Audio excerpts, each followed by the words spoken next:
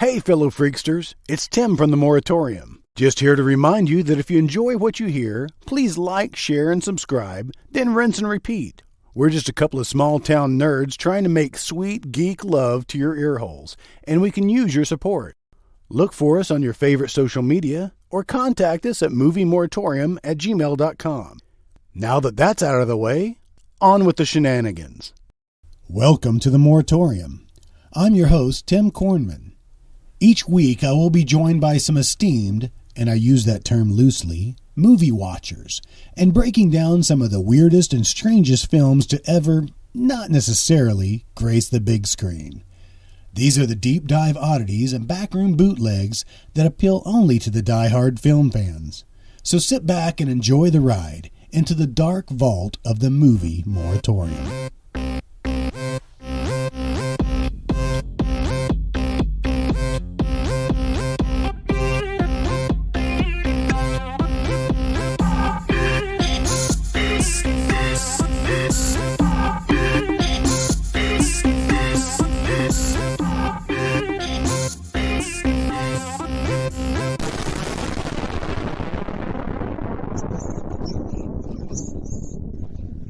Yeah?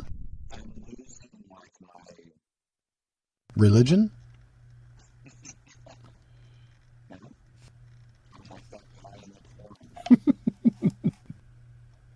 Just recently, I've realized that I can't read.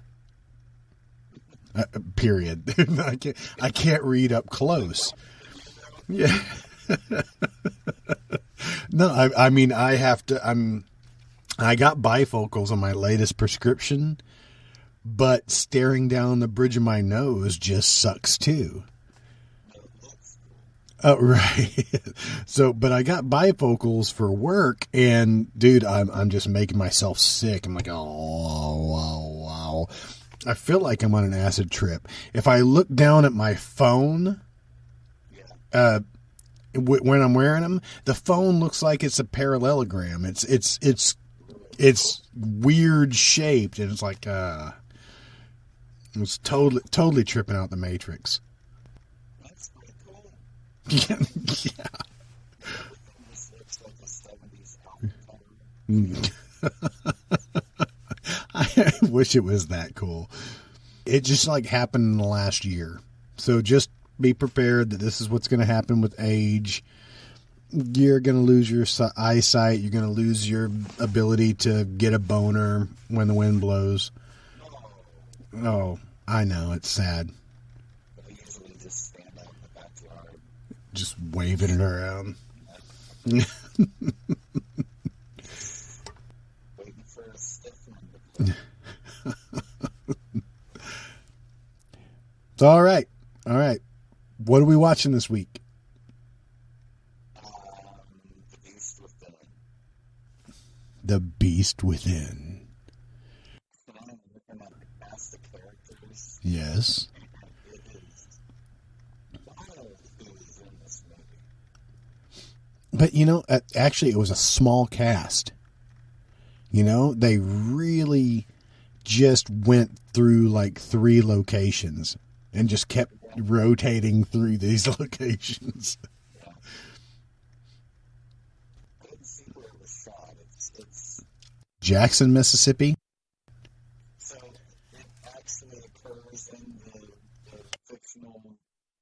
In Dixieland. The heart of Dixie. That's Dicksy, by the way. That's how they spelled it in the movie. I didn't know if you caught that. Yeah.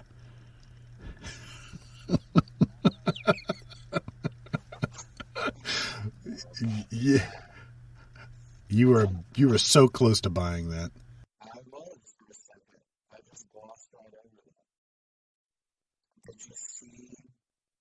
I don't want to ruin anything for later. Did you see that Misha Taylor was in this? Yes, I did. And yes, exactly. I didn't know if you'd pick him out. When I saw the name, I was like, no shit. I knew exactly who it was. And actually, I guess he's a lot older than I expected, because when you see him in as playing Hollywood and Mannequin, that he just seemed, I guess younger, but he's been around for a minute. I think he's dead now. He died. I did watch this earlier. He does seem, he's very young. Mm. I'd say he's like late 20s, maybe mid-20s. Maybe. But this was in 82. Mannequin was what? Mannequin was probably late 80s. Yeah, mid-80s. Mm. I don't know. I'm not up on my Mannequin trivia. I'm not up to watching that for this. I don't think that fits the profile for our for our podcast. Which Meshack Taylor came back for Mannequin 2. Of course he did. He was the only thing holding that movie together. Mannequin was 87. Wow. Interesting. So that makes me question my full reality. Princess Davis is also 87. Really? Okay.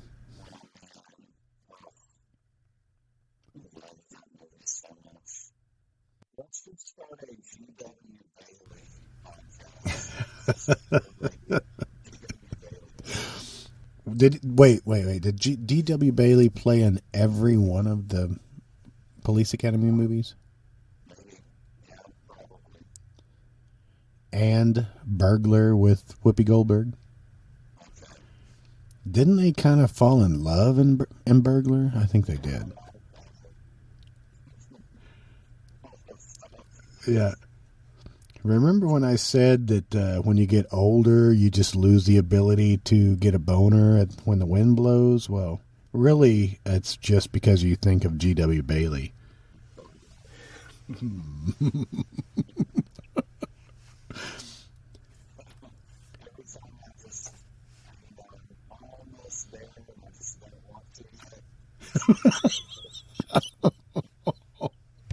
Wow.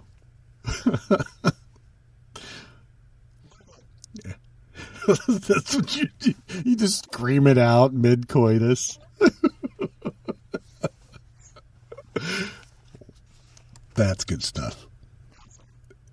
All right, so no, I was looking at LQ Jones too, because I want to know what the L and Q stands for. We need to look that up.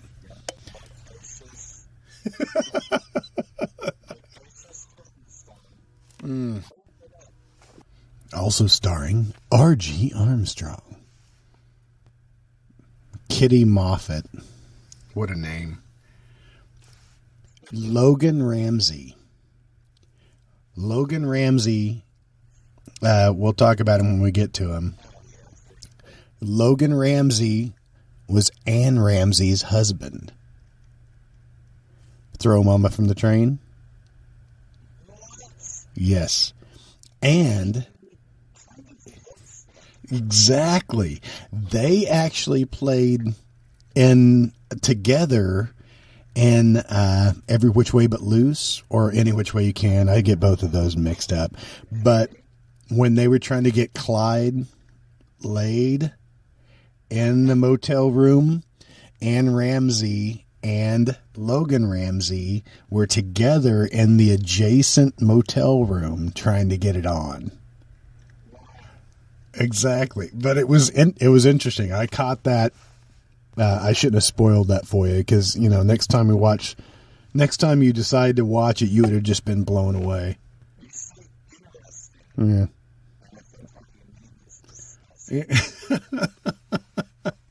Because everybody in this movie is a little moist in areas.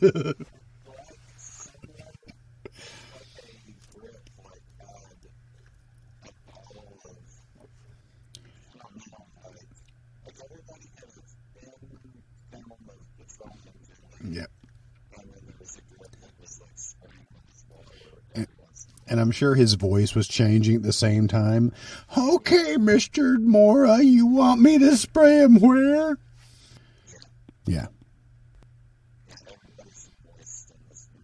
Well, they may have just gotten too close to Michael, the kid, and just gotten a spray of moisture from him.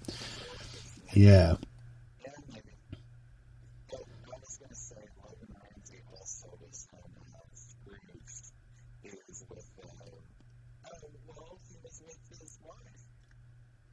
That's right. Anne was in that too. She was a hobo, wasn't she?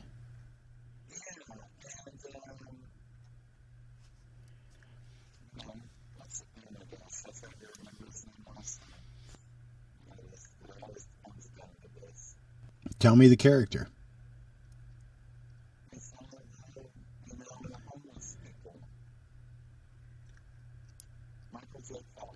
Oh, wow.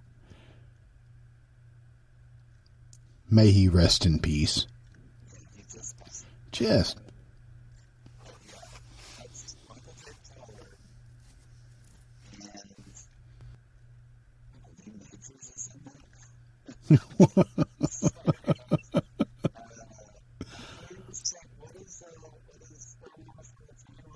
Anne Ramsey. She's Mother Fratelli.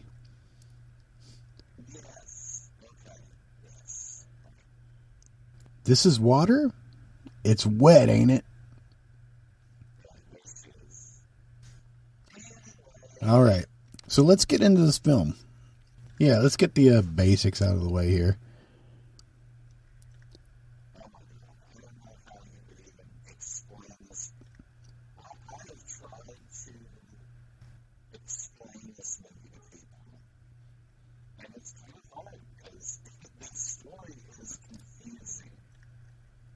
Did you have to explain the 17-year cicada to people? Is that what it was?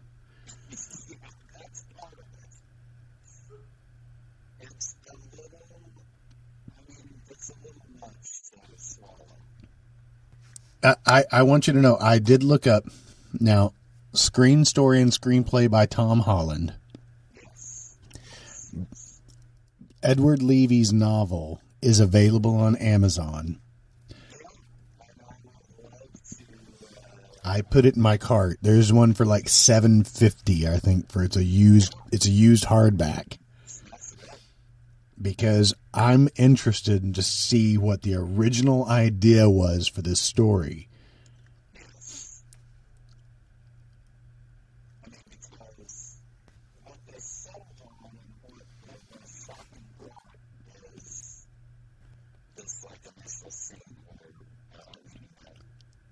It's pretty graphic. It's, you know, maybe when I watched this as a kid, though, I don't think that I knew what was going on. So let's just get right into it. We'll explain it when we get to it. But the opening of this film, though, did remind me of Extra. And I almost expected, while they're driving down the road, so we open on Ronny Cox and his new wife, just married. Yeah, just married. And, you know, they tried to make him look a little younger, you know. It's a dark, starry night. I guess starry night. It's starting to rain or whatever. There's some thunder.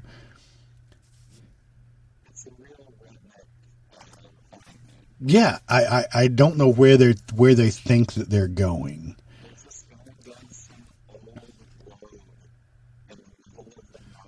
Mm-hmm.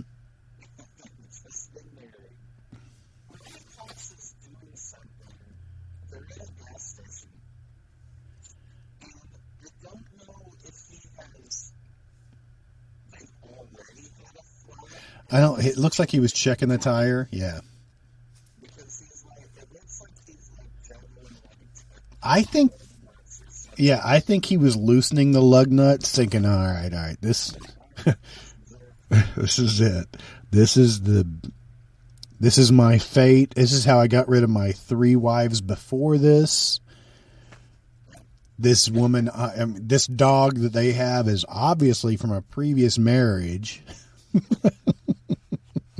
Ronnie's just there to collect on the life insurance from his new bride. He's sabotaging the whole thing. Okay, this puts on a whole new spin on the story. That's it.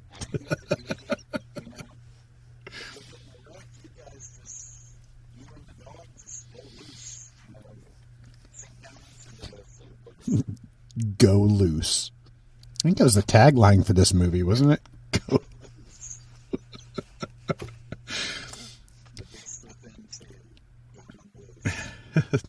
So it's Neoba, Mississippi, 1964.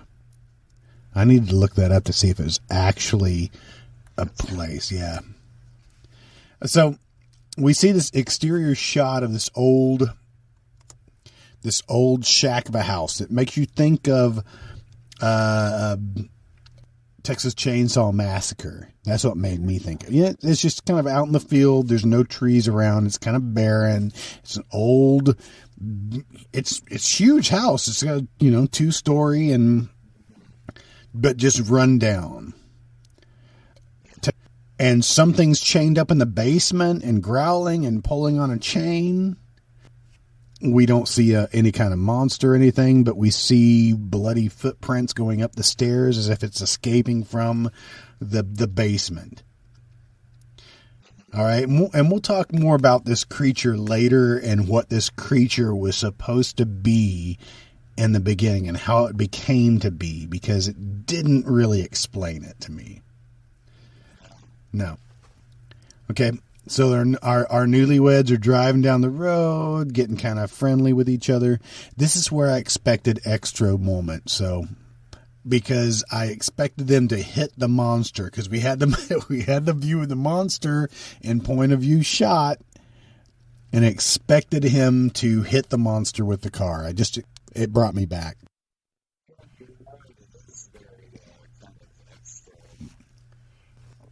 But they passed the sign for Neoba, whatever the hell where they were supposed to be making the turn.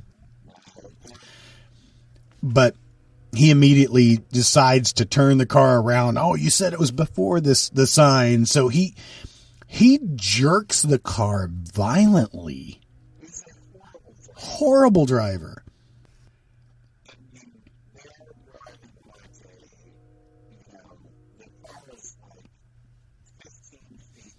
Oh, easy. And it's a 2-door.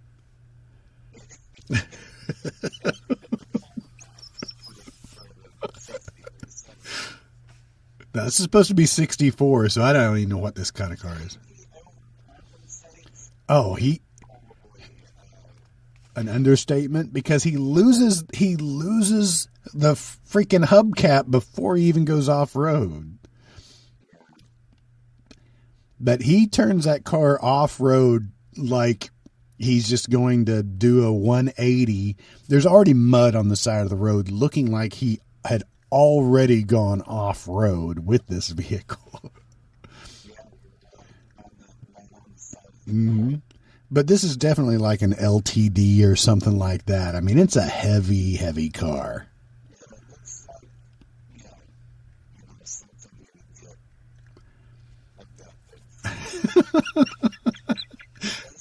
There's probably several bodies in the trunk. Is that what you're saying? Yeah, I don't know what. I think it's an Irish setter. I'm not positive, but like I said, it's probably from a previous marriage. Because I don't think she likes the dog whatsoever. Because she lets him out pretty quick. Here in a minute.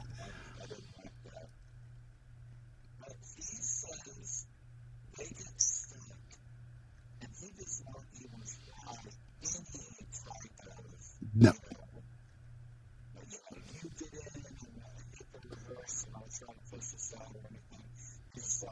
No.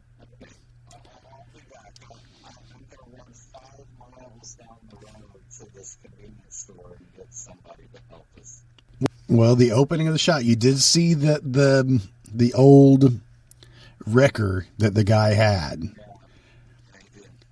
But yeah, exactly. He spins his tires for a matter of 3 to 4 seconds, decides he's stuck. He's like, oh, that's it. I got to go for help.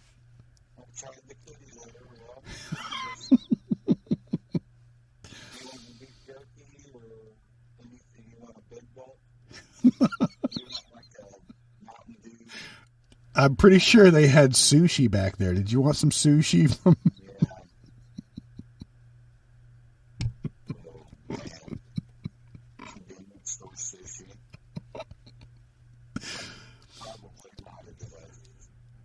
In any situation. So Ronny kind of he just ditches his new bride. That's really what it is. So he's running down the road. It's starting to rain. You hear some thunder, but then we see some POV shots, right? We see this monster's coming close. It sees the headlights of the car on the side of the road, and it's like, oh yeah, there's bound to be some. All right, and the dog's going crazy. So and she immediately opens the door and like, all right, just don't go far. Just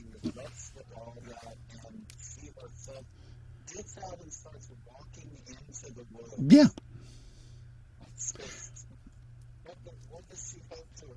I don't know.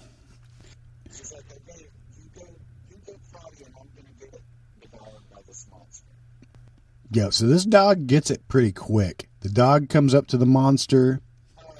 The monster basically just snaps it in half over a tree. Just launches it into the tree. Launches it like a t-shirt launcher or something. It's a dog.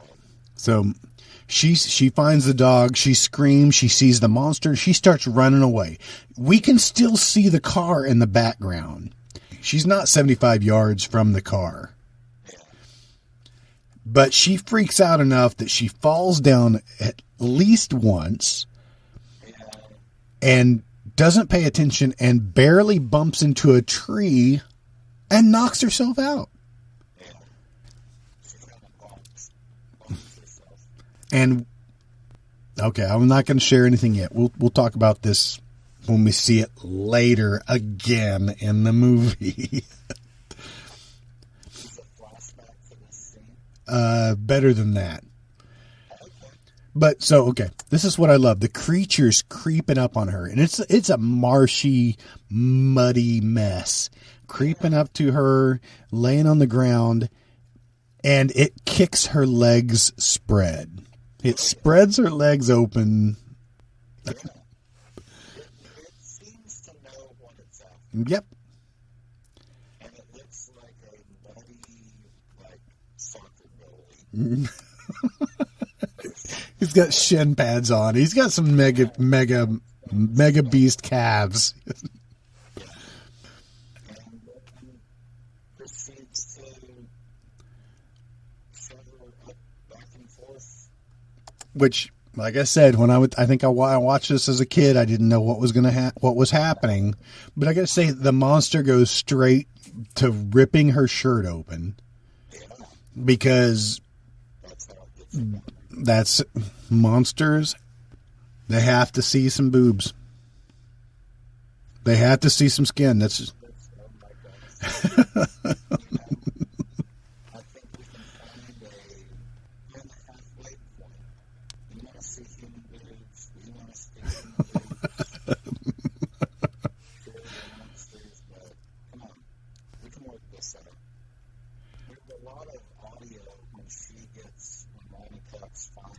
Mm-hmm.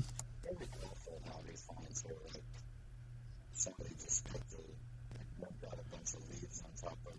Yes. He carries her back up, and when he puts her on the wrecker, there's like a friendly wrecker. Yes. And she's like, oh. Yeah. There's a lot of ADR grunts and stuff. Well, when he's carrying her up the side of the little ditch that he got stuck in with the car, it looks like he's struggling. He's not having an easy time with this. When he comes back and falls down in that little ditch, it's as though he forced himself into that ditch. I did. I just watched it again. Yeah.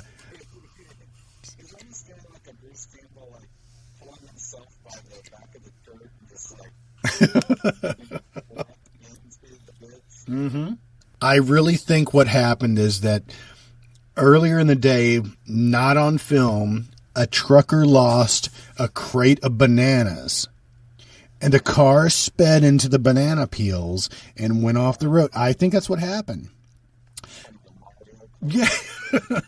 So when Ronnie's going to go find his wife, he hit the last of the banana peels and goes straight into the ditch. Yep. That would have made no sense. You buy that theory. I buy that more than if it was just like did an assisted fall into the woods. He's like, well, I'm going to fall into this one way or the other. I might as well ease myself into it. So, yeah, when he finds her bare, she's completely nude. So somehow the monster removed all of her clothing? Yeah, that would take some time because it only shows him ripping her shirt open. Mm-hmm. But when he finds her, like her jacket, her fur, Yeah, she's completely nude. oh, wait, it's the 70s. She wasn't wearing Ah, And also, the boobs that are exposed at the first when the shirt is ripped off, and the boobs that in the subsequent scene where they're kind of being shipped back and forth, are you saying body double? I don't know. I mean, they look different to me. And I know how you're an expert on boobs. Yeah, I know you've taken 3 or 4 classes on boobology, right? Like, I'm not claiming that I'm an expert, but I've seen this movie enough that I think that Yep, I believe you're right, actually. I can see that. okay, but it's Let's move on. We can talk about boobs. We'll save this for the boobcast. so the scene after that. Well, immediately, title card. Yes, it's been 17 years later, and this is Jackson, Mississippi. So, again, let's let might as well have been, we need to look up where Niobe, if Niobe exists, how far it is away from Jackson, Mississippi. Can we assume they live in Jackson, Mississippi, and they were going to Podunk, USA to have a honeymoon? This is question mark. to be so specific to show that sign. Mm-hmm. Is it just a like fuck you to Niobe or Niobe because horrible things happen? Yes. It's not like it's bringing. Although maybe it is. Maybe it's bringing tourism to Niobe. They're known for the cicadas, maybe. Hmm. That's something to think about. One thing I will add later too is just pay attention to the sound effects, because they try to use like a synthesized cicada sound. Why can't you just use normal cicada sounds? Yeah, also, I was going to say earlier that the score for this movie is pretty awful. Like, extra is out, but this is the same.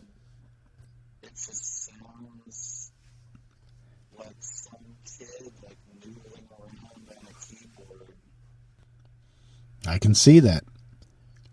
We'll see if we can make a connection between the Beast Within and Extro to see if the sound guy was the same.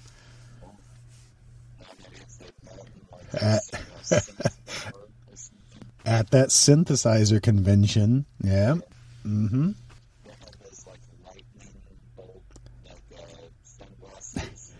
Everybody just like just wore them in the bar even though it was like 10 p.m. Man, wish I could go back to that time. All right, so 17 years later, there's obviously something wrong with their child. We open on an X-ray of his skull, But I want you to notice that Ronny Cox is not aged. But BB Besh looks older. What year was this made? 81? This is 82. 82. So, was Ronny Cox blonde with white hair? No, well, I mean, he's blonde in here. But he does have some age to his face. I mean, he just... It's just his hair is so fine and it's full on brown. And he's a brunette and you've got to watch that. Oh, yeah. The last scene of that movie probably gave me nightmares for Wow. years. I saw it on, Cinemax late one night when nobody was around to tell me not to fucking watch it. How old were you? I don't know, maybe 12, So you were 12. Nobody told you to watch or not to watch Deliverance. You know what? I think I did have a bedroom, but I never slept in there. I slept on the couch Mm-hmm. in the living room. And I've been going to sleep with the TV on.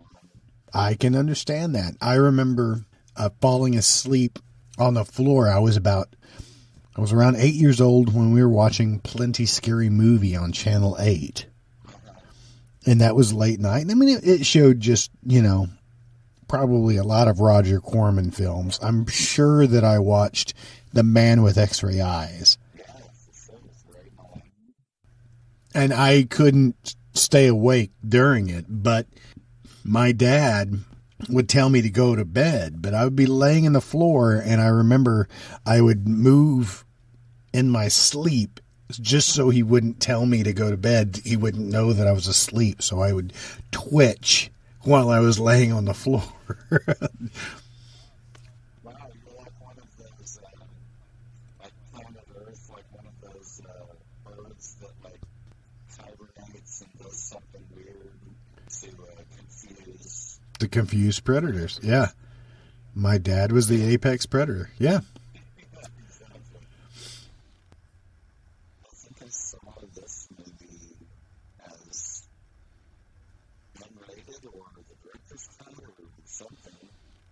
When you search for this movie on IMDb, for some reason Human Company comes up, and I don't think they have anything to do with each other than having weird, Monster rape scenes. rape scenes. That's the only thread that ties them together. It could be wrong. Maybe the same. It's for sure not the same director, but maybe they have a tie somewhere. But Humans from the Deep is like a Roger Corman movie, isn't it? Correct. It is really interesting that Tom Holland wrote the screenplay for this. I love Tom Holland. Yeah, he's done a couple of some of my favorite movies from throughout the years. All right, so let's get back to this.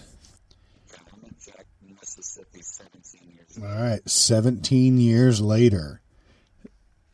It took them 17 years to figure out their kid had problems.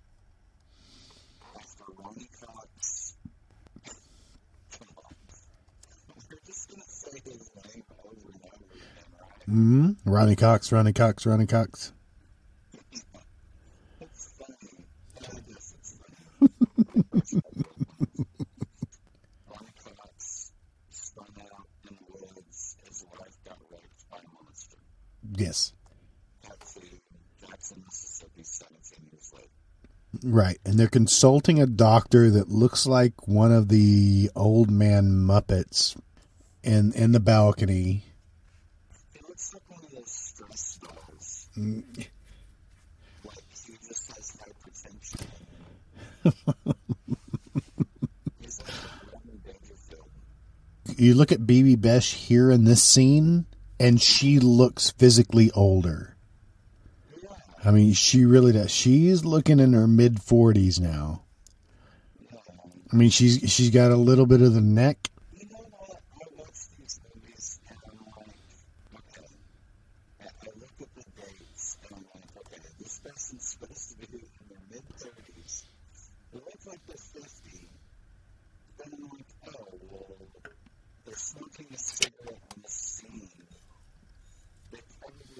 smoking cigarettes since they were 12. Mm-hmm. So their faces are like A little aged. Aged. yeah. You can see the lines in her in BB Bish's lips too. Like she's been smoking since before puberty. Okay, so if they were newlyweds, I mean, they're age appropriate, I guess. Yeah. Yeah, now they're age appropriate. But the doctor they're talking to is like, you know, if you went to a doctor and saw him, you'd be like, I'm not going to take any type of medical advice. He is on this doorstep. He is a butterscotch of a man. But taking consideration the time too, because back in the 80s it was still okay to smoke while you were in the hospital. I'm sure surgeons still had cigarettes hanging out of their mouth while they were going in deep on their patients. It's one of two things. They're either so hardened and like cynical about their job from their job that they're just like, yeah, I had you know 6 sour cream burritos and smoked a carton of cigarettes today. Who gives a shit? Or they're like, you know, I can lead this like gluttonous lifestyle because I'm a doctor and I'm just like, I'm already in the hospital. I'm safe because I'm here. Somebody's going to know how to give me the Heimlich or something. Dislodge this fucking pain in my throat. And that doctor looks near death. Yeah, he looks like he's had a couple of trips around the block. Yeah, aortically.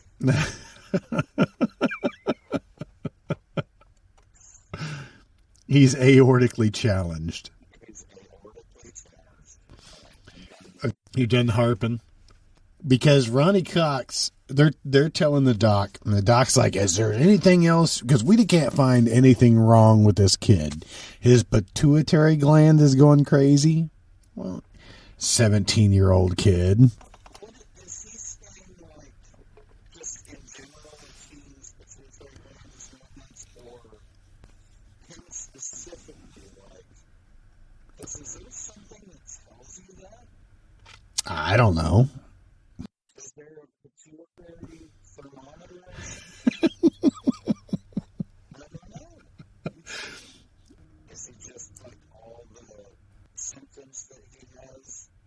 Is like, well, you know, obviously he's sweating buckets. It must be his pituitary gland. And Ronny Cox is He's getting real upset because the doctor thinks, well, there's nothing else that you can tell me, any kind of background or history on this kid or any past history of sweating buckets in your family.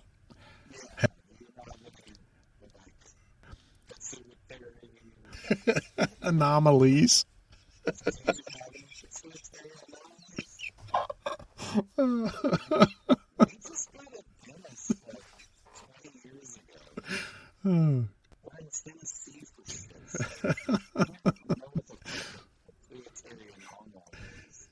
Mississippi, but that's okay. All right, so let's get back to this now. Because Ronny Cox and his beloved wife of 17 years now are having an argument because he doesn't want to believe that she was raped 17 years ago and possibly that their child is a rape child.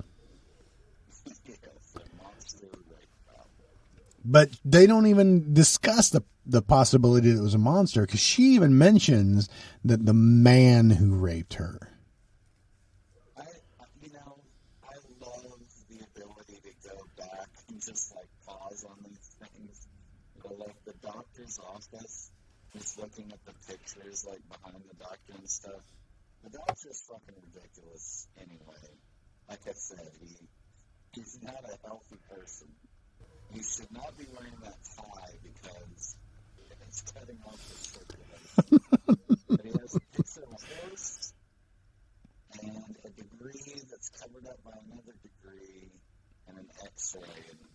Mm-hmm. I see that. And a picture of some flowers that was obviously paint by number. But this does seem like it's a legitimate hospital type setting, okay? And maybe it's a tile wall, but there's actually a hand railing. They're in a hospital. A nurse walks by. That seals it.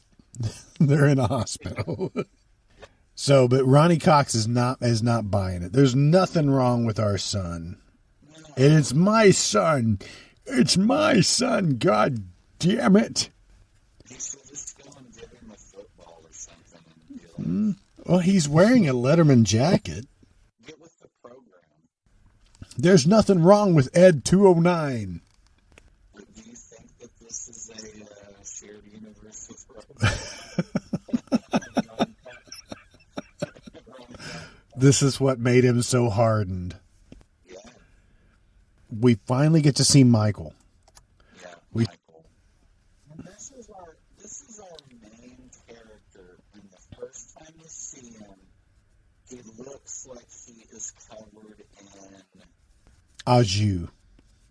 Yeah, somebody spritzed him with just a gloopy, like KY or something. I'm pretty sure that's probably what's in the bag they have. The IV fluid is probably it's just KY. It's just if you look closely at it.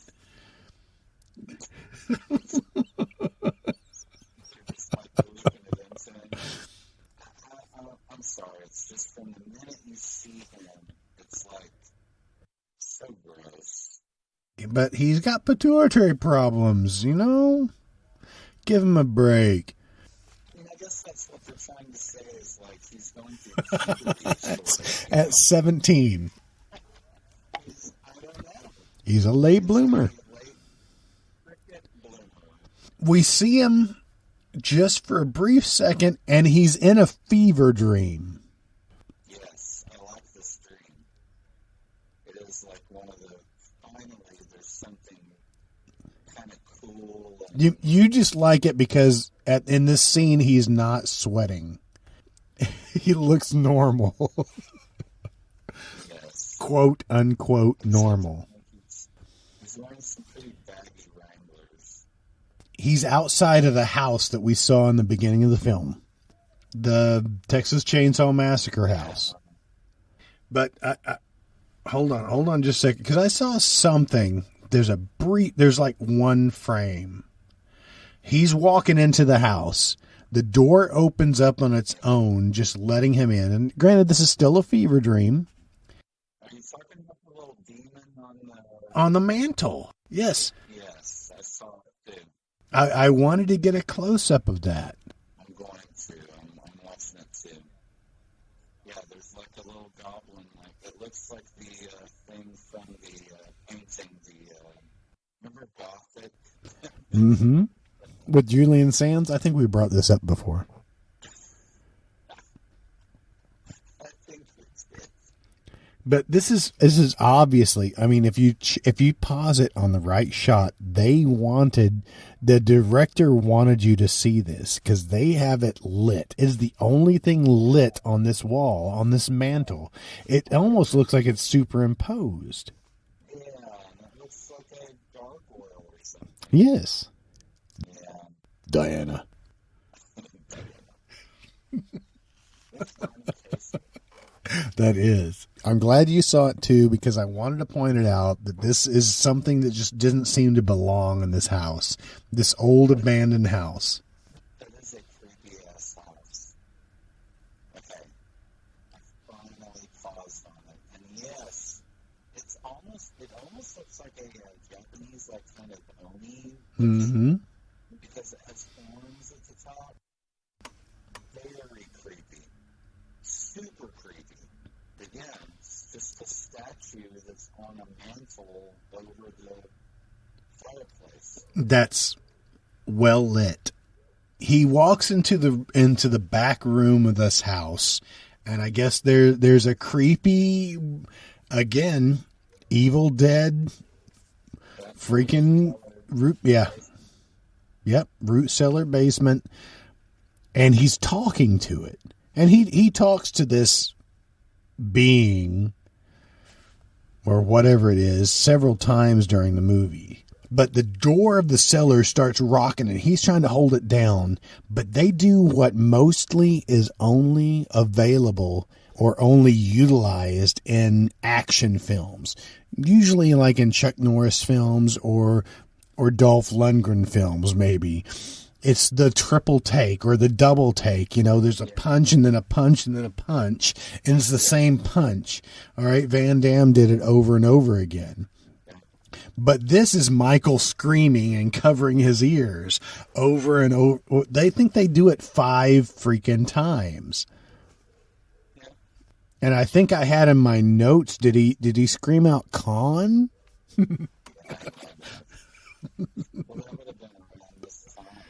Mm-hmm. But it was just a fever dream. Yeah. And he obviously has a fever because he is covered in sweat. And it's not a fever for a flavor of Pringles. Oh my God. No. I would not want to watch him eat it. Well, he is drenched. Let's keep on going because I can't wait until there's a certain character actor in this movie that I really want to get to because he's done some crazy ass shit. Okay, we go back. We actually get a slow cut shot of Neoba. Oh, yeah. Welcome to Neoba, the heart of Dixie, population 1260 something, right? Small little town, the heart of Dixie. I love them going to the town and snooping around for this part of it. I really like. Okay, now hold on. I feel like we just glossed over something earlier. The actress from Throw Mama from the Train. Yes. Was married to the actor in this movie. Right. Okay, yeah, he's the newspaper guy. Yeah, he's the newspaper guy. Yeah, in which she goes into the newspaper guy and he goes somewhere else trying to find something in this small town. This is the heart of Dixie and it looks really fogged over. Ronny Cox is going into the courthouse to try to find some information. On the back wall of the courthouse, of the county court clerk's wall, is a huge picture of the judge. Do you see that? You know what? This movie is really pretty well shot, and the scene where they're kind of creeping around in their station wagon while it's all fogged. Mm-hmm. It's not bad, you know? They're real creepers. And take in consideration, this is where they were going to have their honeymoon. This is the location they had set out for their honeymoon. Are they going to do it in the Otasco? The Western Auto. The Western Auto? I saw it this is so perfect, when he goes to the court clerk. The lady that's hosting. She is so Southern. Yeah, I'm going to turn out what this says. Well, how did you come to the right place? She turned it up. You didn't turn it up. She turned it up. So we're about to meet one of my favorite. Okay, so she goes and meets Logan Ramsey, who is Anne Ramsey's husband. That's Anne Ramsey's husband. Okay, Anne Ramsey from Goonies, Throw Mama from the Train, beloved actress Anne Ramsey, right? Mm-hmm. And Logan Ramsey is one of the homeless homeless people, and Scrooge. And Scrooge, yes. Okay. Just wanted to be crystal clear on who is married to who. Yeah. Old people. Old, wrinkly people. Old, wrinkly people wise. Oh, I guess that's what I was getting to, is that Anne Ramsey and Logan Ramsey probably had sex. I was trying not to think of that while I was seeing him. What? Then like 69. They'd be like,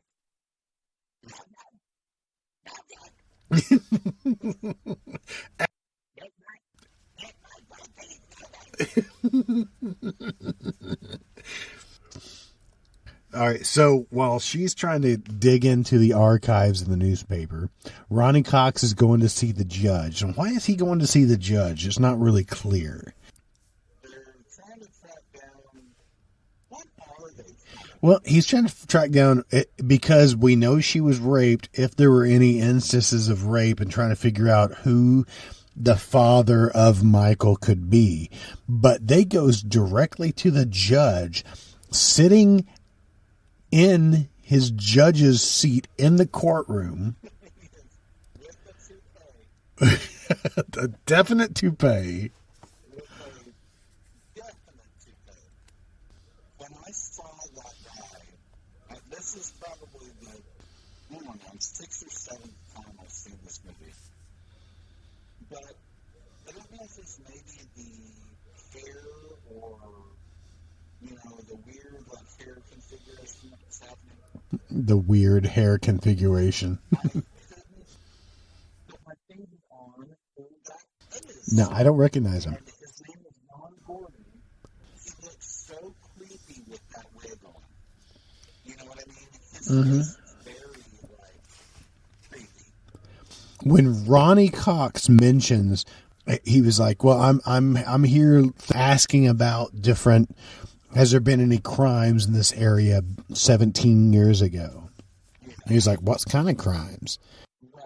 And they're getting real squirrely about it. Were there any rapes around this area or rape?" And he kind of sits back in his chair. Well. Yeah. Now, how do you define a rape? If you're saying rape between a consensual wooden stunt and a young man of about 14 to 14,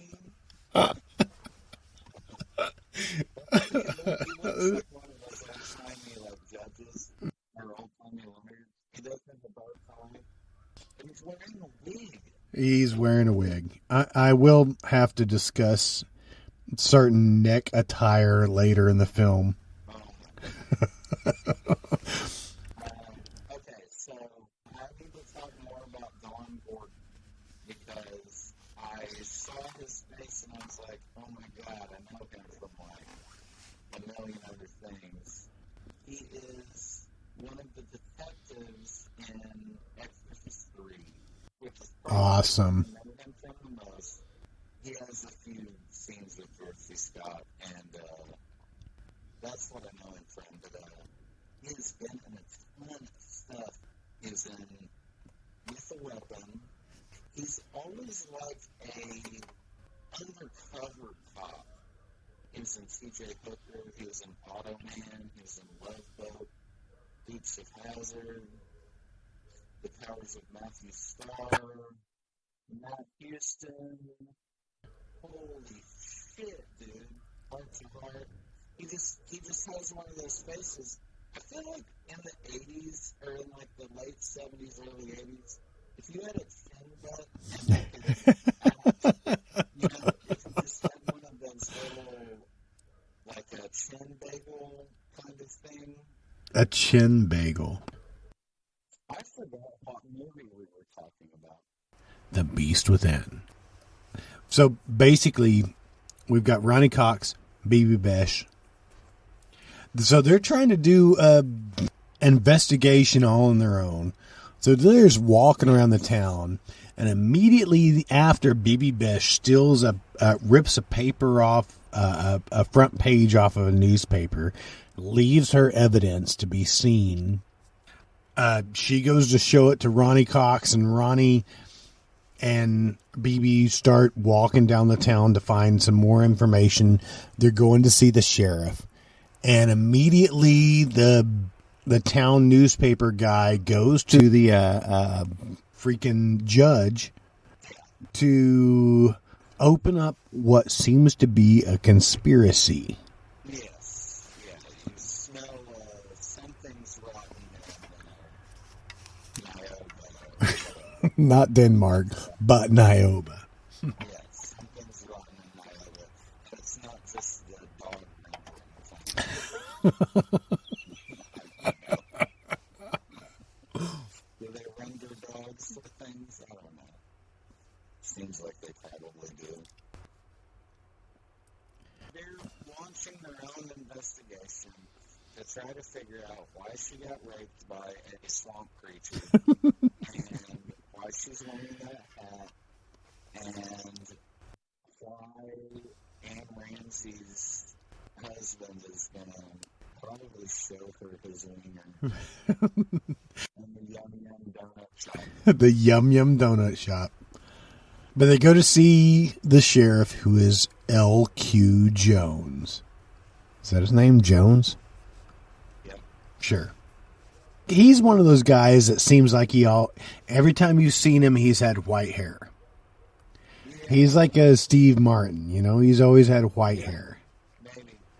He's been in westerns for fucking ever, and just a good character actor. Mm-hmm. He's like a Sam Elliott prototype. Maybe the mustache is a little small for him. It could be bigger. It could be much bigger. His hair is Magnificent. So they start snooping around.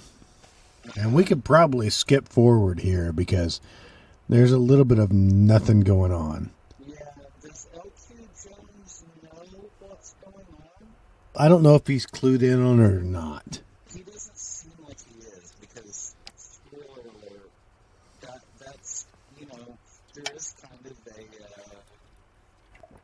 reveal. Like a Mm-hmm. The whole thing's been a conspiracy. They've been all covering it up for it. Yeah, the Shyamalan's, yeah. So as soon as they end their conversation with L.Q. Jones, we find out that Michael has escaped from the hospital. Oops. All right. He probably slipped out of the grip because he was so fucking sweaty. They tried to catch him, and he was just like... Yeah. But he's seen in the adjacent scene as driving a car. We can only assume that he stole. We've never seen this car before, but he's totally having a conniption and just sweaty, driving down the road. He doesn't know where he's going, but he just happens to be going to Niobe. And he's just freaking out in the car.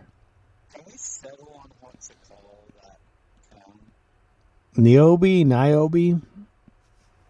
What do you want to call it? Niobe. All right, we'll go with that. Niobe. But yeah, you're right. He is driving like a Monte Carlo. I know, it's like a Lincoln. And there's a title card that says The First Night. Did you see that? The First Night. I have never noticed that before. No, they actually keep up with the next 3 days, I believe. Weird. So why do you think... I don't know. Does it take 3 days? I know that the 17 years and, but for it to be so specific... Does it take 3 days for a 17-year cicada to become mature? I don't know. I mean, that's a real question. Maybe like no clue.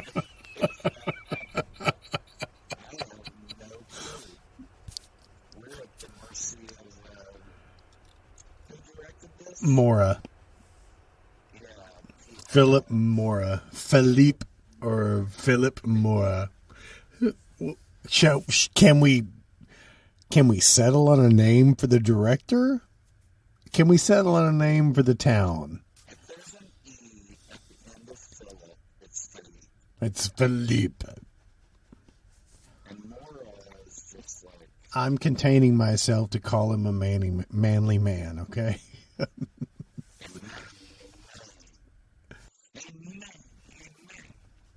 So, Michael is driving feverishly. I'm just trying to work on the sweatiness of him. Feverishly. Thank you. There's an H in there, right? yeah, Feverishly. To a town he's never been to, but he was conceived in. To a house he's never been to, but he's had a fever dream about. I love that part of it. I really do. And I love that, you know, he does drive there and go up to the house, and it seems like there's no one else. It is a very creepy house. No one else is around. It almost seems like the town is like abandoned or something. Yeah. Yeah, it's cool. He's wearing a Letterman jacket. Yeah. We know nothing else about him, but he's wearing the exact same outfit that he was wearing in his fever dream before. Yeah, that's true. Should be. I'm just going to come out and say it. He is a strange looking. I mean, He reminds me of the brother in the Amityville Part 2. yeah. They look for a while. I think they were the same person, but they're not. Yeah, maybe. Oh my God, dude. He goes over to Logan Ramsey's house. No, we got to get there. It gets real fucking dark. It does. All right. Horrible. So wait, what? First, he's going into the abandoned house, and he starts talking to the cellar door. Does he not? Like, let me sleep, and it's talking back to him. Maybe he's pleading with the seller to Yeah, as if what was trapped in the cellar is connected to him somehow. Kind of like Extra, where Dad was connected with. Oh. similarities, and I wish I didn't. Should I not have pointed that out?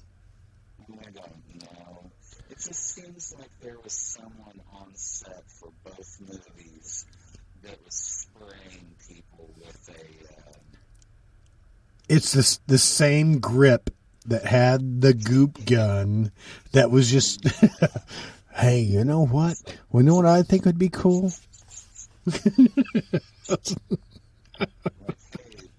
Logan Ramsey, you're not already pedophile enough. Let me spurt some. Yeah. He's Ugh. wearing a wife beater with some. No, it's I only wish that was mustard. All right. Why? Logan Ramsey is drinking what we can only assume as whiskey, smoking a cigarette, and bitching about the delivery guy who hasn't shown up. Yes. Which, how did Michael know where this guy lived? We don't know. Yeah, he just showed up He at his house. just shows up. But this goes back with the connection, because I think it's trying to make this connection that he knows what his father knew. His father, who was 17-year cicada. The thing is that you just don't get any of this information until the very end. Right. So he's already looking haggard. But Michael shows up to Logan's house, brings in a crate of food for him, as if he was working at the local gas station. Yes. And it's Logan Ramsey. He's disturbingly loose-skinned.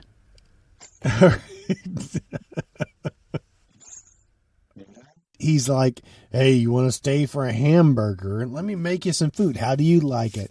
I like it rare. And he's just manhandling this hamburger meat. And he's like, well, how can I make this last a little bit longer? As if this 2 pounds of hamburger meat isn't going to feed him enough. Now he's going to feed this 17-year-old kid. What does he add to it? Because I'm pretty sure it's whiskey. But he's like, oh, this is going to make it good. Yeah. You think he pours liquor into the hamburgers? I think it's whiskey. Look at his body. It looks like he's been eating whiskey hamburgers for a while. Yeah, maybe. That's an interesting take on an old recipe. You know? He's on America's Test Kitchen now. And he's great. Okay, so Logan Ramsey hears the cicadas. He goes to the door and opens it up. He's like, this is kind of early for this, isn't it? He's like, So during that scene where Michael shows up to his house, they hear cicadas. Well, it's because it's coming from Michael.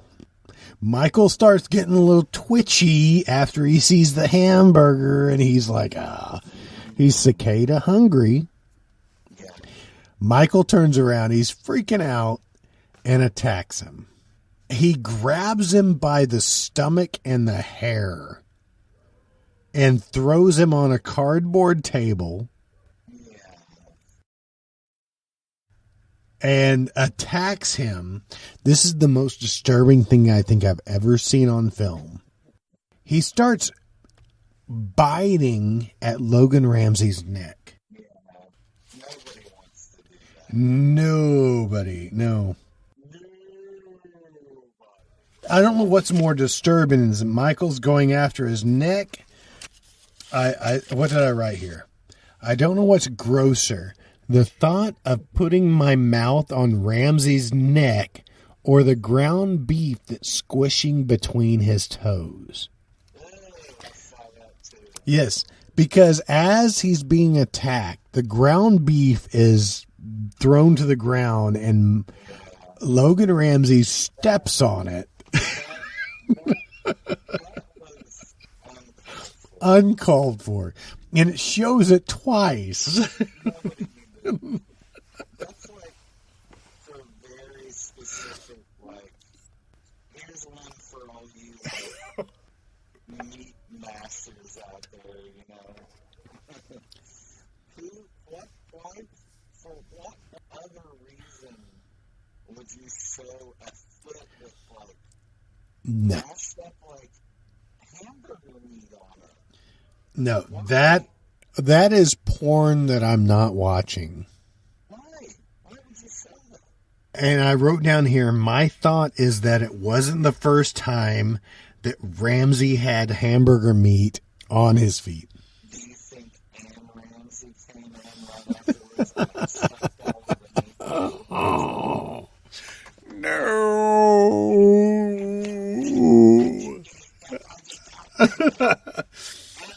Erwin, She's like, it's wet, ain't it?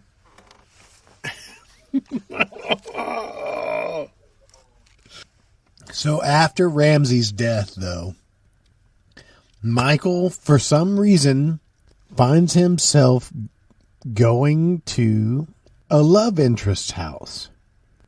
she discovers him and they take him back to the hospital because he collapses. Repeatedly in this film, he escapes from the hospital. He's found. He's put back in the hospital. Michael looks like Ben Affleck, but like, With the meat sweats? yeah, like if somebody spritzed Ben Affleck with like vegetable oil. So we now see Michael. He's in a bed in the hospital, which you've got the sheriff, L.Q. Jones, R.G. Armstrong, Ronny Cox, and B.B. Besh. They all go see that he is now in the bed. He's safe. R.G. Armstrong is wearing a Colonel Sanders tie. Yes. Oh, you want to buy my chicken?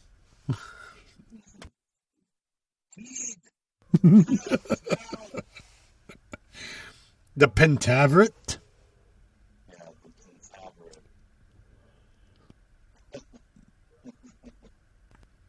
So everybody's looming over Michael the next morning. He's not sweaty. He's in his bed. Yeah. I've eaten a man who just wanted a hamburger. So everybody checks in on him. And as soon as they leave, he escapes from the hospital again. So Michael goes back to find this chick that he just met the night before. Yes, it's way out of his league. Yes. And he's like, hey, can I come in? And she's like, no, you can't come in. My dad will freak out. Well, let's go for a walk. So she goes for a walk with this guy she's got no information on. He is absolutely charmed by this gross, sweaty kid. Yeah. She doesn't get out much, obviously. No, see, these are all Mormon. They have to be, right? I would think so. Because he charms her and he looks back at the swamp and she's like, you don't want to go down there. All it is wetness and briars. You don't want to go down there. And he talks her into going down there. By just saying, hey. Huh? What do you say? You know what, maybe I don't need to see his dirty Wranglers from the back. You know, and he's got a jean jacket on. What happened to his Letterman jacket? He is dripped in denim. Oh. Oh, and then the doggy brings a little treat. Yep. He starts making out with her after he has a fake migraine fever dream. They start kissing and the dog digs up a hand. Yeah, and it's like a full forearm. Yeah, and just drops it on her face. Yeah, and it's like, hey, honey, you're probably lucky, okay? Yeah, exactly. This is the worst thing that happens to you today. You got off easy. Yeah, exactly. Okay, so then it cuts to a scene where L.Q. Jones and all the cops show up, and they're showing where they found the hand, and the girl's dad shows up. Which is the girl's dad. What's his name? John Dennis Johnston. Is that a real name or is that a question mark? His name is John Dennis Johnston. Okay. And yeah, I mean, he's done everything. Everything. He shows up wearing a Budweiser cap. Yes, driving a giant, like, four-wheel drive. Mm-hmm. You know what? He's obsessing. Holy shit. Yes, he is. I recognize him now just because you said that.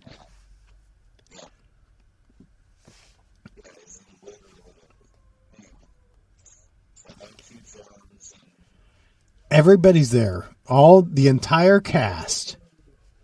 What are they talking about? Well, Dad shows up. It's like, what have you done with my little girl? You know, this would never happen. He's obviously super protective about his daughter. Ronny Cox has this look as if he's trying to make a 7-letter word on Scrabble. He's just like, I just need to break my jacket. Feels a little weird right now. But the sheriff said something when they pulled up. He was like, I need this now. So everybody is together here in the swamp. Meshack Taylor's there. Sheriff has a shovel. And I guess everybody is in on this search for if there's one severed hand / arm, there's got to be more. Oh, dude, I wrote down here on my notes, the Dixie CSI team sucks at preserving evidence. They don't care. Nobody's wearing gloves. All right, they're pulling up bones. They're pulling up carcasses. Nobody is taking any precautions whatsoever. That's what the DNA evidence would be from Ronny Cox.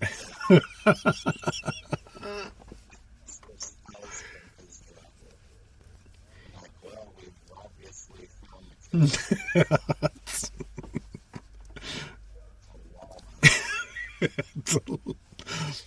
So, title card, The Second Night. Yeah.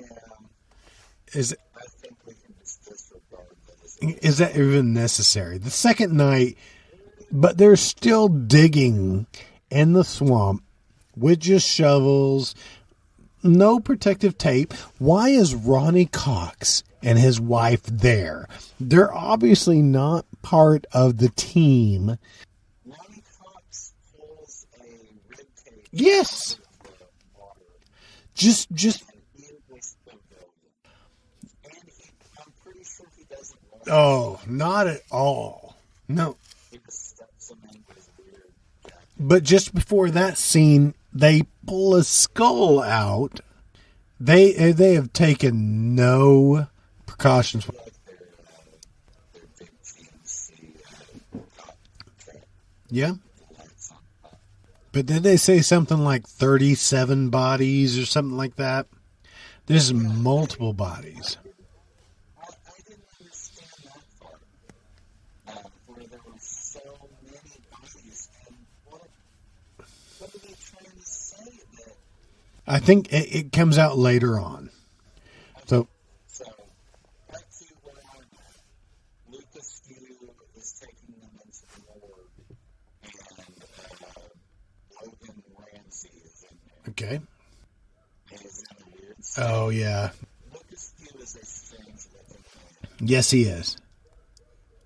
He looks like a carabine that got, like, sandwiched. But he was like, he told the sheriff, he's like, I've been kind of busy here. But they walk into the room, then he turns on the light. Like, I've been making up Mr. Ramsey in the dark. That's why he looks a little off. The only thing that's missing is him eating a big sandwich. Yes. But yeah, he is a very. He looks like a mortician. So far, nobody has stuck their hand in a pile of gloop and smelled it and or licked it. Yeah. So take this into consideration that they are now at the morgue. This is like set number 4. Because they make a loop around to all the sets. Okay, so Michael's in bed. He's got the meat sweats. He's having a fever dream. He decides to escape. Every time I see him, it makes me think of like being at a Oh, I haven't. eating out in the Yeah. backyard or something. I wish I hadn't tried that truck stop sushi. It's like So Michael's escaped from the hospital again, yet to only see the one toothy guy. I wish I could remember his name, drinking and having a good time.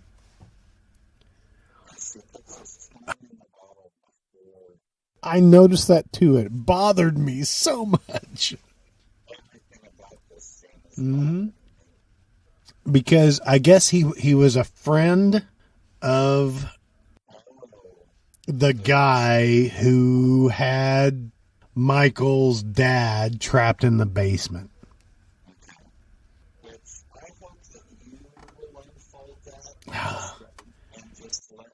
I was really relying on you.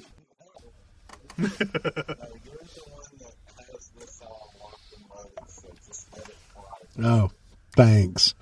We're never going to uncover anything. No, it doesn't make a whole lot of sense.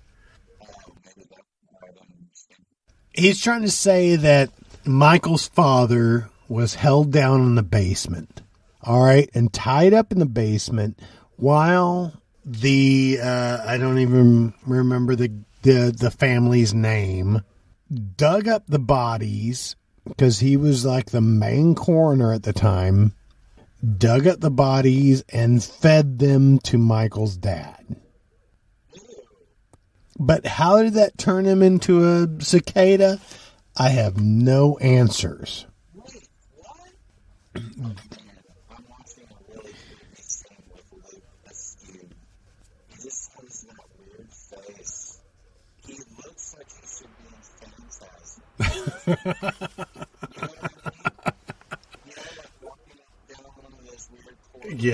Yeah. Just waiting for a silver ball to impale you in the forehead. Yes. Also, I hate that these that our podcast is about crappy movies.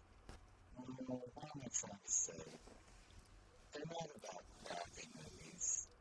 But yet they are. Man, I'm watching this thing.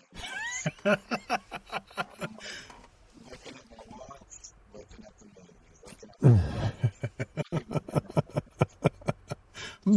I'm not even wearing a watch. How is there another hour with this? But at the same time, I do think it is kind of well shot, you know? Sure. So the coroner's making up Mr. Ramsey, trying to make him look good. His mouth's all sewed shut. Yes. Yeah, he's trying to dress him. He's looking all creepy because he's messing with his hair. He's trying to make him look good. Why does every coroner and every creepy movie have to be a little off kilter? Is it just the nature of the occupation? Yeah, I guess. But this guy, Mr. Sandblasted Carradine, is pretty fucked up. Yeah, he's fucked up. He's definitely having sex with his wife. So he's making up Mr. Ramsey. He walks away because he hears something. He comes back, and Mr. Ramsey is sitting up. The dead body's sitting up, his mouth torn open from his sutures, and he's immediately thinking, oh, those fucking kids. Those fucking kids. Because this has probably happened before. Yeah. I mean, that's when I was a kid. That's all we did was break into morgues and fuck with the dead body. Oh, I wish I could have done that as a kid. So he starts looking around. You think he's being just creepy? Yes. Because he uncovers a freshly dead girl, exposes her breasts, acts like he's cutting her chest open by making weird sounds. Behind him, a body raises up on a slab, and it's Michael, who has an embalming fucking 3-foot needle and jabs it into his chest. He has the worst death ever, okay? Tongue sticking out, eyes bulging out. Cut back to Sheriff Doctor. Is Meshach Taylor there? I don't see it. He's Deputy Fuzzy. They're digging up graves because they want to know, is that what they did? Because he is in every part of this investigation.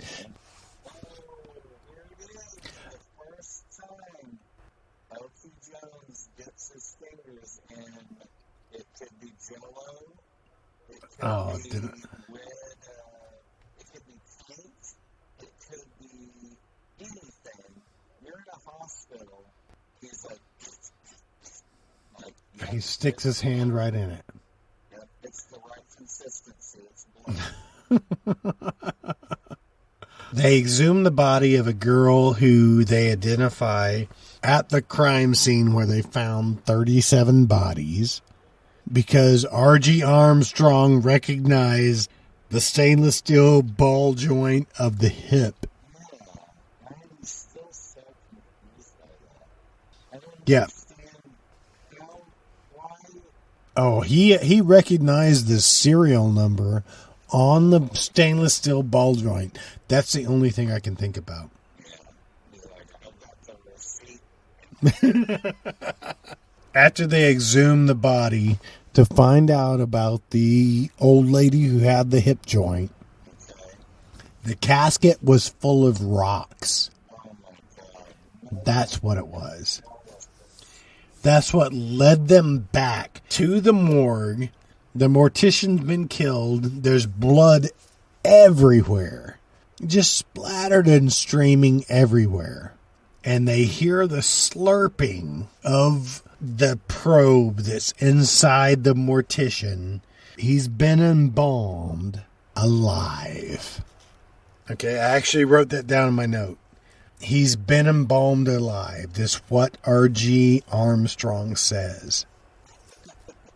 So they freak out. They leave the morgue and run into B.B. Besh, who said that Michael's escaped from the hospital fucking once again. Can somebody tie this fucker down? Yeah.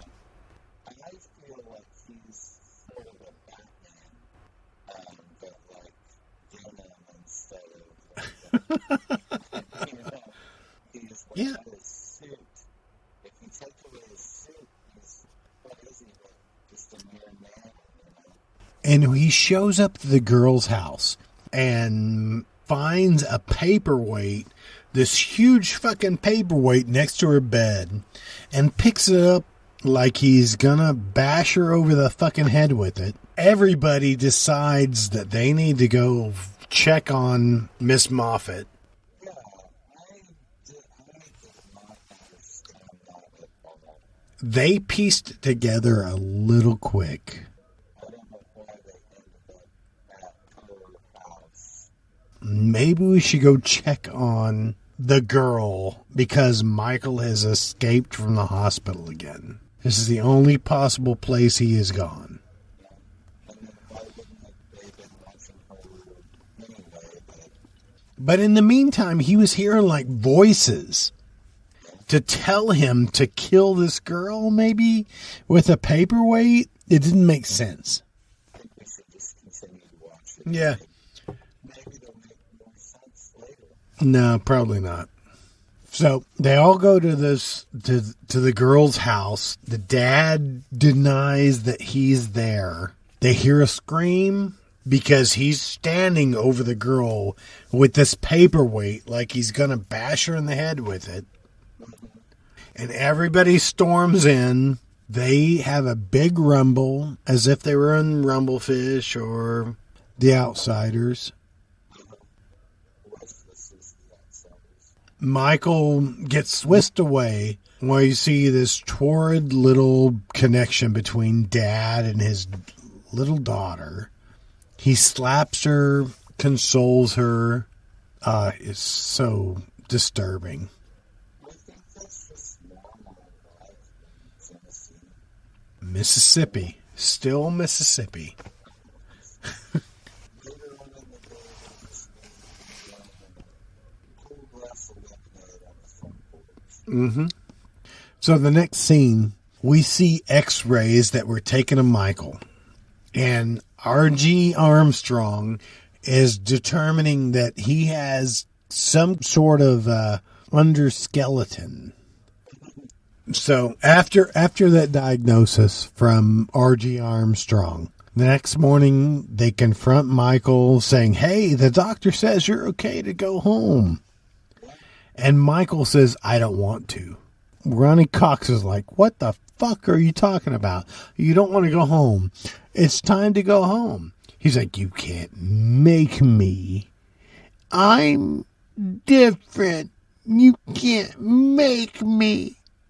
Ronny Cox is like, "Come on, I'm going to throw a football at your head."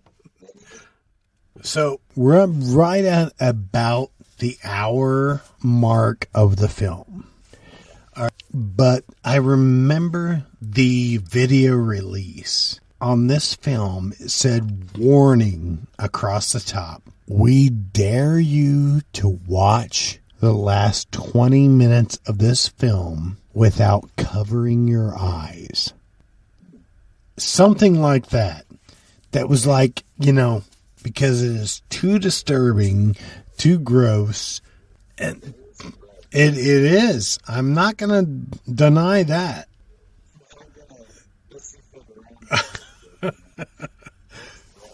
It's gross.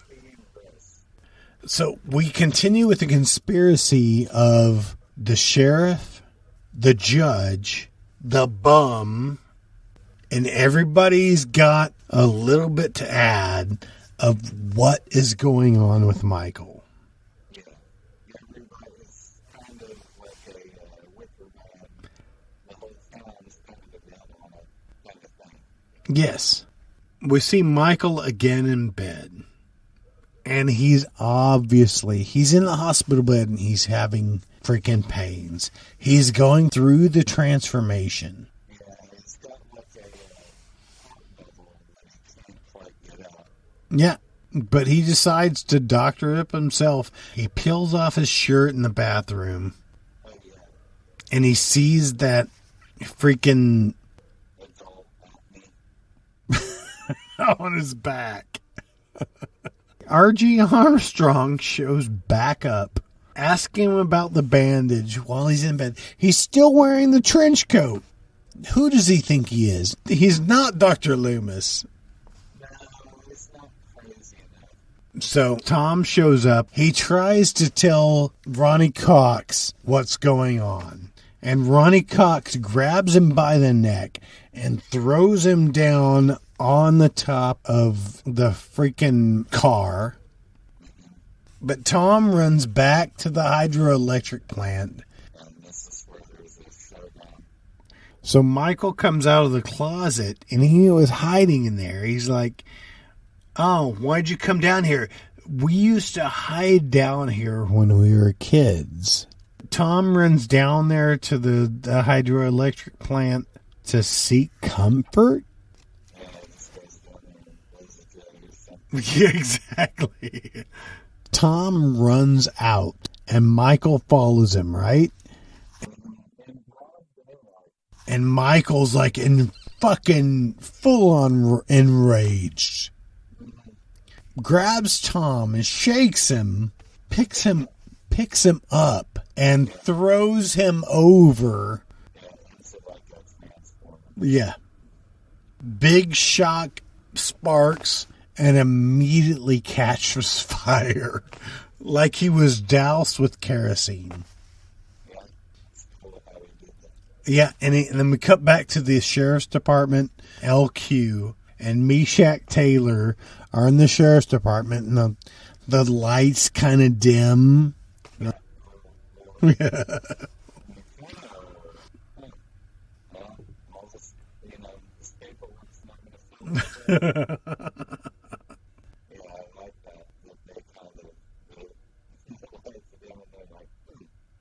weird. That's not somebody getting fried like a moth on a second light bulb. There is another part that says the third night. The third night. It's insane. Yeah. Michael's escaped from the hospital. He's gone to visit Miss Moffat again to warn her to leave because she is part of the bloodline of the people that made his father. Okay. Question mark? Right, so It's very bizarre. the scene where she cuts herself on the dish and like Yeah, she cuts herself while she's cutting bell peppers.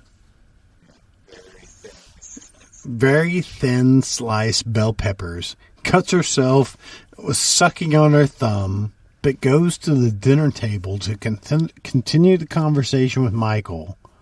yes, while she's oozing blood. And for some reason oozes blood on the plate that's set at the table.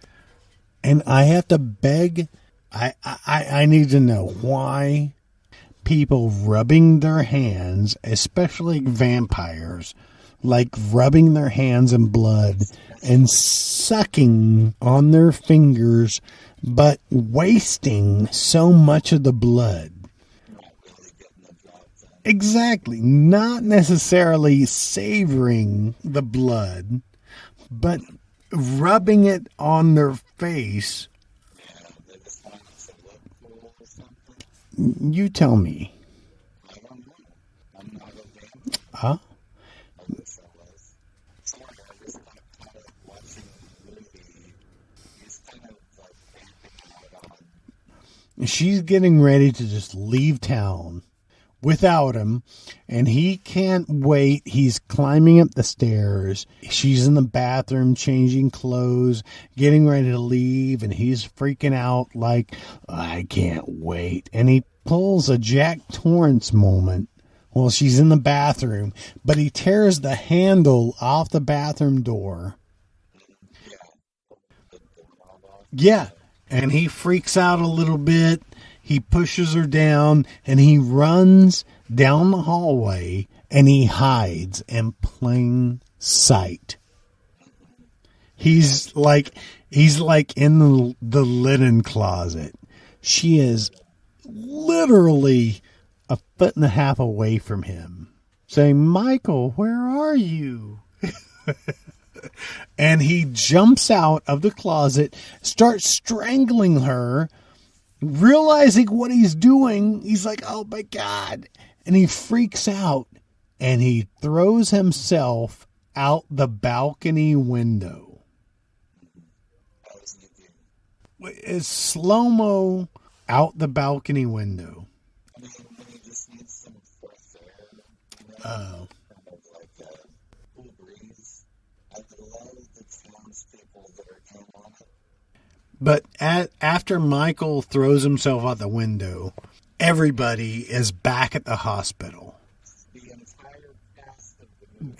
The entire cast, everybody, is watching Michael while he's laying on his stomach, and R.G. Armstrong is cutting some loose skin on the back of his neck. Like a turkey. Like a turkey? He's got like turkey skin. But yeah, something's obviously wrong with Michael. You think? Okay, so Ronny Cox, L.Q. Jones, Misha Taylor, they're all at the house, like they're all at the shed. Okay. And I don't know, I can't tell from the scene before why they know to go here. Yeah, I don't think it was very apparent. Michael just told around that he's going to have a little baby transformation. And R.G. Armstrong just happens to have his handy bite stick that he pulls out of his pocket and sticks it in Michael's mouth. As Michael's flailing about on the bed, just spitting. But at the meantime, the sheriff's department and Meshach Taylor, they're going to check out the house where they kept Michael's father trapped down in the basement and fed him freaking bodies.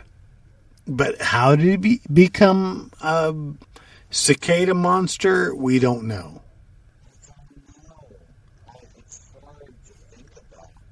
And maybe we can uncover this more when we listen to the commentary track.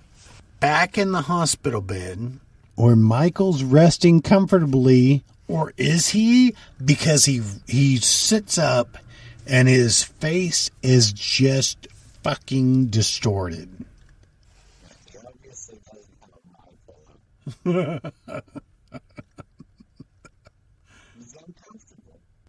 He is just full on transformation, freaking out. All right, in which this weird fucking tongue comes out of his head. Oh, way worse. The Amazon Prime Video trivia said that maybe this is one of the first movies that used airbags. Oh, you mean bladders? So you have Michael transforming in front of everybody. Okay, you cut from... Oh, the weird tongue is just sticking out of his head. All right, and he's just heaving.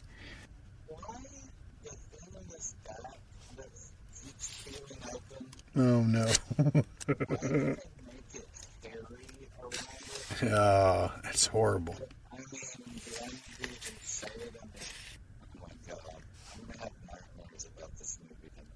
What did I say? The transformation in the bed appears like Evil Ed and Curtis Armstrong had a bastard child. Yeah. Yeah.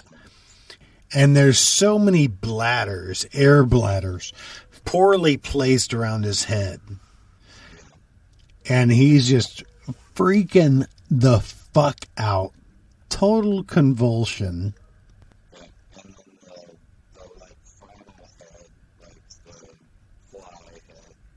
It made me think of Big Trouble in Little China when he was just expanding in his shoes and his face. When he stands up after his transformation, R.J. Armstrong still tries to get him to shot in his arm. Mm-hmm. But they totally try to blast him away with 2 shotgun shots to his chest. Yeah, and you see the syrupy blood coming. Mm-hmm. But he still managed to crash through the hospital wall and leave. At this point, everybody's freaking out. Yeah. But they converge back on the sheriff's department because now the freaking judge has lost his hair, has collected his money from his safe, and decides to run back to safety. And I love this. When the judge is back in his car, he realizes all the blood on his glasses, throws it down. The beast shows up and attacks his car. He starts screaming as he just peels out and runs back to the sheriff's department where everybody else is. So it's kind of like a assault on Precinct 13. Precinct 13? All right, judge shows up and he's freaking out. He's like, yeah, help me. I'm so bald. Nobody's buying it. So,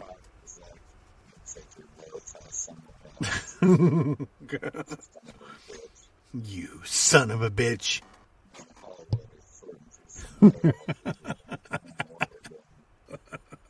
So,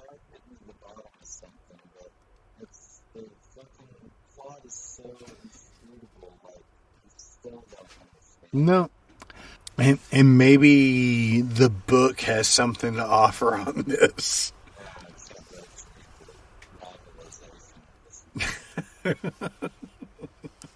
So really, they're all just holding up in the sheriff's station. Yeah.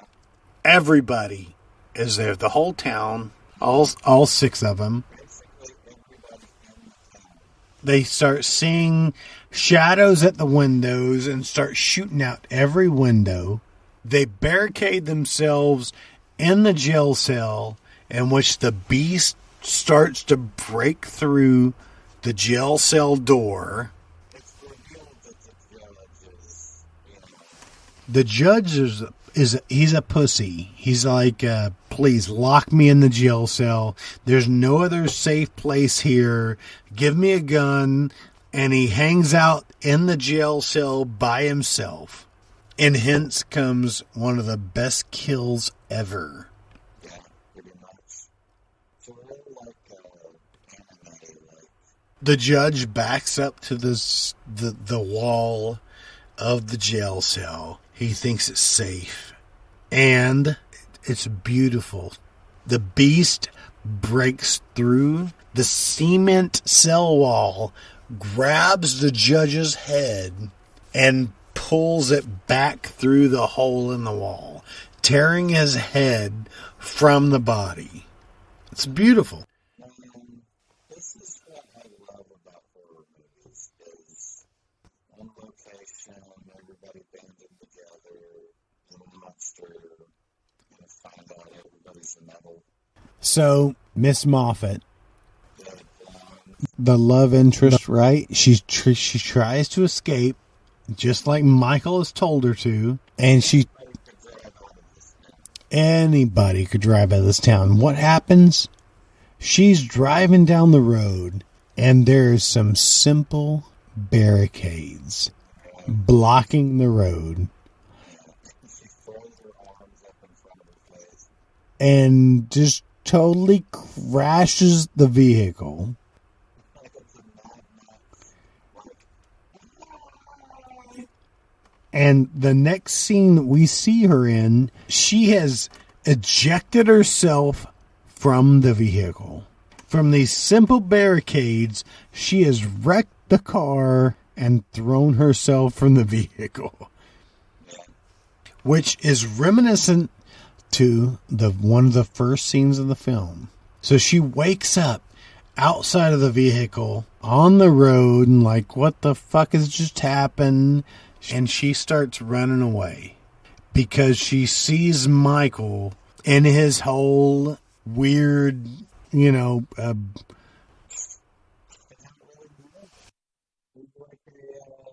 the cicada phase of his entire life. But it's still reminiscent of Extro. Yeah. I mean, it's a guy in a suit. It's a guy in a suit. It's like Creature from the Black Lagoon. I mean, Roger Corman, they used that one suit, like that weird, like, I don't even know how to explain it, like kind of a grasshopper, but not, but maybe. He used that thing for 20 movies. Several movies. That poor girl, she is really the real victim in this movie. Because she does the exact same thing that BB Besh does in the very first scene.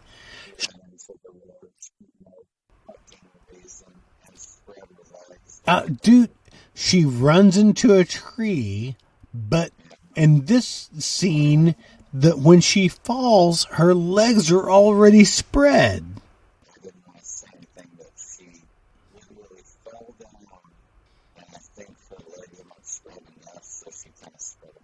Yeah. And the beast decides to strip all of her clothes off and rape her.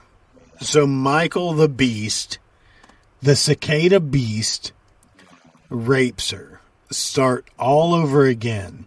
And we actually pause on the beast, Michael, with his O face, screaming into the sky. Was that necessary? Was any of this necessary? Maybe. I think we've made a huge mistake. After watching that last 5 minutes, I think we've made a huge mistake. After the rape of Moffat, They find Michael just covered in leaves, in the dirt, in the mud. And it's just BB Besh and Ronny Cox.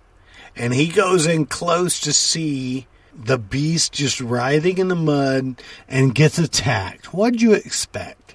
And BB Besh picks up the shotgun and shoots the Michael / beast in the head and sprays guts everywhere.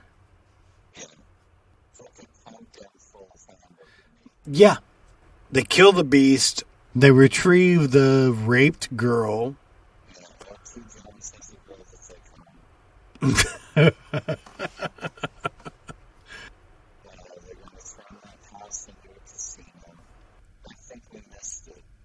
Missed what?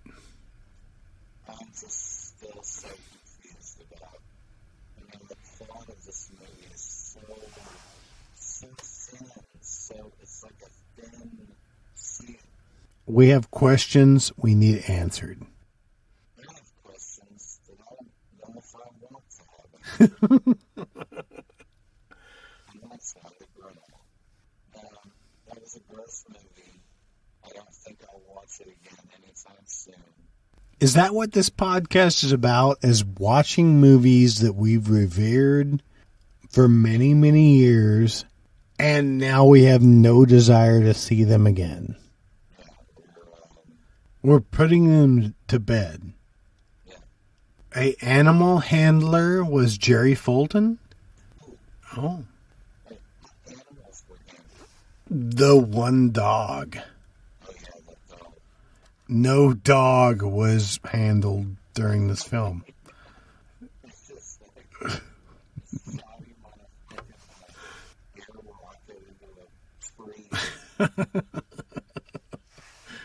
Was it like a t-shirt gun? It was like a hollowed out, lost dog that they shot it into a tree, but they made the dog watch.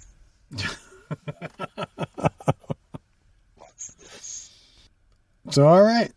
That was The Beast Within. Yeah, I feel like I have the meat sweats. I may need to take a shower. But, yeah, pretty good. We'll have a lot more to share during the yarn wall to break down every stupid aspect of this movie. Maybe we can actually break down and figure out the plot. That's going to take a few episodes. It's going to break down why his parents decided to name him Ronny Cox. We had a 17-year gap between the birth and the transformation of Michael. What happened in between there? It was on Growing Pains. He was on Punky Brewster, Growing Pains, and Facts of Life. Remember? I remember. Who was that kid? Who's that sweaty kid? That sweaty kid on Small Wonder. All right, are we done with this movie? Yes, please. All right, let's turn it off. You got anything to add? Nope. All right, we'll break it down the yarn wall. Yeah, We'll break something down. there's a lot more. We have just scratched the surface. All right, we'll figure out next week. We'll flesh it out. Yeah, we'll flush it out, put it aside. All right, then.